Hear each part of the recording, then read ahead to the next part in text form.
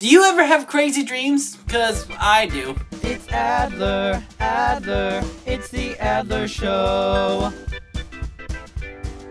A couple of years ago, I had a dream. Now, this dream was so vivid and so clear, I had to go downstairs in the middle of the night and I'll write it all out on the computer. I found the dream just recently and I thought I'd share it with you guys because it is pretty crazy. Like, you could make a movie out of this. I wake up. Right after I wake up, I decide that I'm going to be a con artist. So, at the first town, I start putting up posters, getting ads in the newspaper, and just spreading the word around to meet at the city park on May 6th at noon. When everyone gets there, I tell them that there's a new kind of transportation that doesn't require gasoline. What is this transportation device, you ask?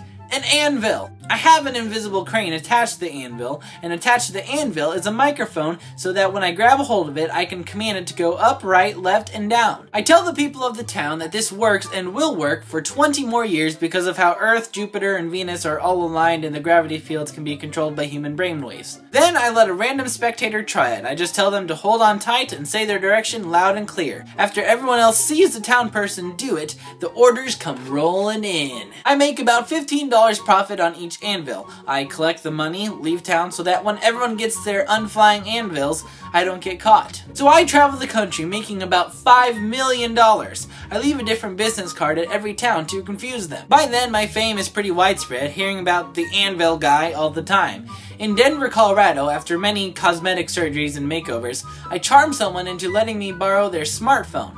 On their smartphone, I make a Twitter account called Anvil Guy and post transportation without gasoline and then follow one random person. 3 days later, I see on the news that my Twitter account has over 4 million followers. As I figured, the FBI started to get involved by tracking down the phone that made the Twitter account, but they only found the confused person in Denver. I'm so smart. Now that the Anvil scam is so famous, I have to dream up something else. I decide that millions aren't enough. I want billions. All I had to do was ask myself, who has that much money? The answer was too easy. Apple Incorporated. So I dig real deep and find the black market for plastic surgery. I have myself transformed to look just like the CEO of Apple. I even get my fingerprints changed. So I go to the CEO's mansion and break in, which wasn't that hard since he uses fingerprint scanners and I had his fingerprints. I go up to him and take him out with the classic line, "Does this smell like chloroform?" I hide him in my hotel room, take his ID, and then go to the bank to take out $110 billion. They give me a questionable look, but I just say, "Hey, I'm the CEO of Apple. I do what I want." I take the money back to the hotel and put it in a big suitcase along with all the other suitcases full of money I have.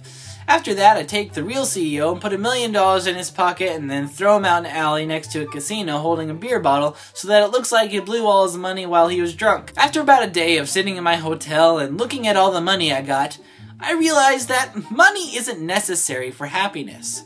So I went outside, found a hobo, brought him to my hotel room and gave him the key and said, "There's about $120+ billion in all those suitcases.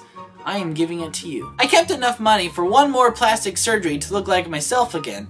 Unfortunately, the hobo was not very bright and spent all his money in one place so that everyone thought I had plastic surgery to look like the hobo. The hobo went to jail, and as for me, I went home and took a nap. And there you go, that's the craziest dream I've ever had. And also, there's an Ask Adler next week, so leave me your fabulous questions in the comment section below. And until next time, stay awkward.